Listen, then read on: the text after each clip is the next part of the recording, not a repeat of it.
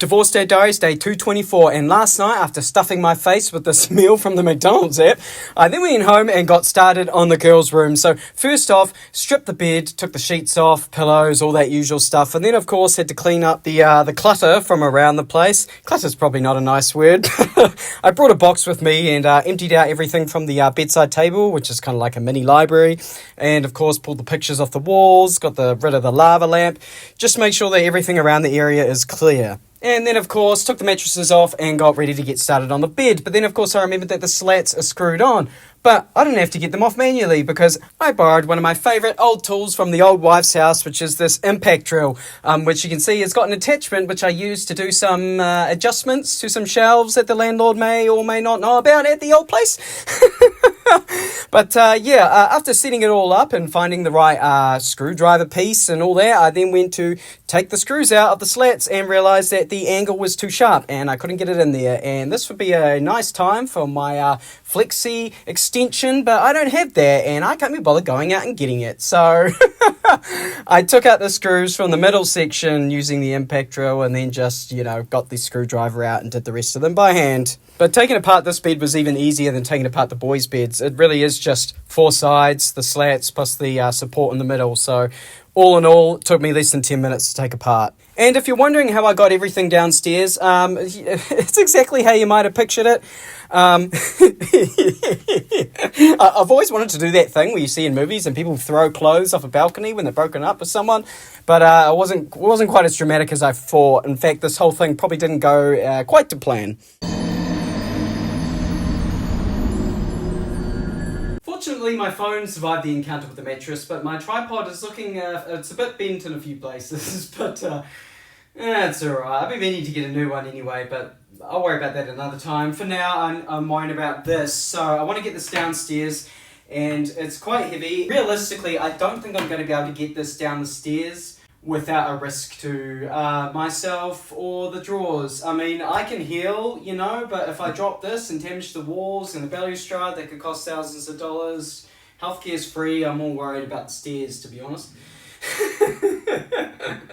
But I'm thinking if I take the drawers out, it'll obviously reduce the weight quite a lot. But the thing is, these drawers don't have those latches on the side that you're meant to pull out to get them out. So I don't really know how to get the drawers out. There's a screw here holding the rail on. Maybe I just need to take the screws off and just keep the rails on. Suppose I'll go find the screwdriver. Actually, there's a plug right here, so... I mean, what's the point of paying for power tools if you're not going to use the power tools, right? My plan worked out. It was easy enough just to get each screw off. I put the screws in one of the drawers, which you can see, and I'll just screw them back at the other side. Easy peasy. Drawers off, let's get this bad boy downstairs. I was thinking maybe I would lie it down on the stairs and then just kind of slide it down. But I very quickly realised that I was skinny enough and it was light enough that I could just carry it down the stairs. So, just did that. I don't think I bumped the wall once, so... Great success. Tell you what, you're probably here because you want to see the new house. So should we just skip to that part? Absolutely, we should. So you can see I've loaded the car up. It's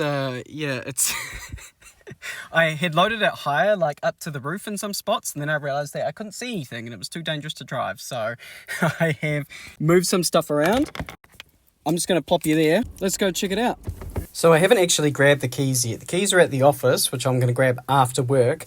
But for now, she's given me the door code so I can get in through the front door. And from there should be a garage remote, which I can use to open the garage next time I come back. So here we are. And first thing I've noticed...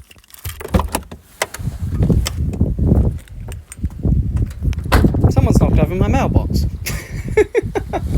So, here we are. Previous tenant wasn't very kind to the place. The carpet, this house is less than 10 years old. The carpet's quite ragged. There's wear and tear on all the walls. There's still some holes in the walls. I can see some over there. But the landlord is aware of it, and it's apparently going to be repainted and recarpeted. I'm not happy about the fact that they might recarpet it. I do want new carpet. The issue I have is that I'm going to have to move the furniture again. If I have to disassemble the beds again. But New carpet, lovely.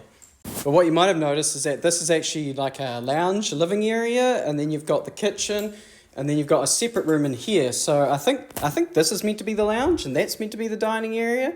I'm not 100% sure on that, but what I'm thinking is that I want to turn this room into my office, and maybe I'll have the dining table in here as well. I haven't really figured it out, because that way I can keep this as the lounge, and then down here you've got 1, 2, 3, 4 bedrooms. So for a master bedroom, this room is actually pretty small. But given I don't spend a lot of time in my bedroom, I come here to sleep. If my office is somewhere else, that's fine, I don't really care. It's just going to be me in here. And it's got the wardrobe that you walk through to get into your ensuite. Do you reckon I could fit in any of these cupboards? So I need to measure this space out because this week I want to pick up a fridge while there's Black Friday sales going on. Ideally I'll pick one up on Friday when I've got the trailer, otherwise I'll just get it delivered, I suppose. Let's unpack some stuff. So after wandering in and out of the rooms probably about half a dozen times trying to figure out like logistically is there a better way to arrange the kids, but in the end I decided on the side of the hallway that has one room I'll put the 2 little kids, they're going to sleep together in that room, and then on the other side that has the 2 individual rooms I'll have the 2 older kids which will go in each of their own rooms. And by the way, the landlord is aware of a lot of the damage and the carpet needing to be replaced. They had to replace the blinds, the curtains, all of that stuff.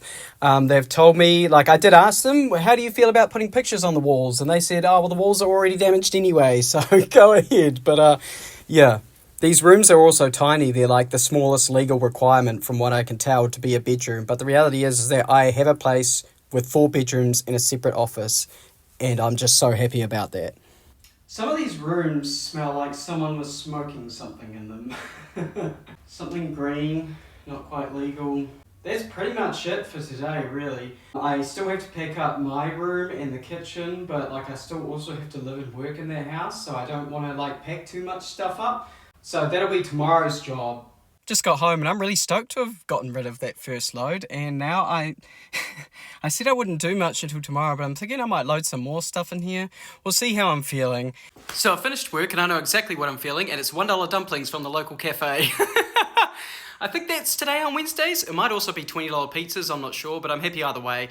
I'm going to grab those. I think I might actually watch a movie tonight, and I'll catch you back here on the flip side.